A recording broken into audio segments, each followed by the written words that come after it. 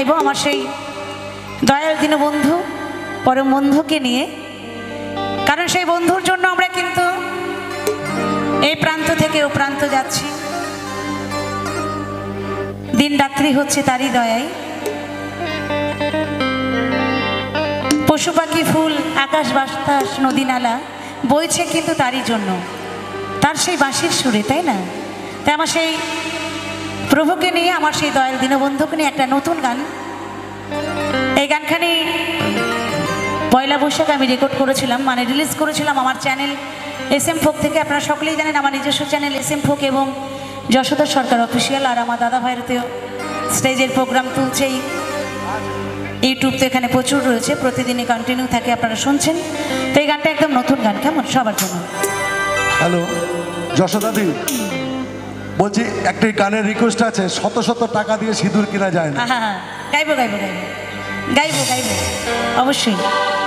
তো আমি আমার মতন দু একটা গেয়ে নিয়ে অবশ্যই গাইবো, কেমন দাদা? আরেকটু ভোকালটা একটু, ইনস্ট্রুমেন্ট যখন বাজছে আরেকটু ভোকালটা বাড়বে আর গানটা একটু ভাসবে, কেমন? Hello hello. হে কৃষ্ণ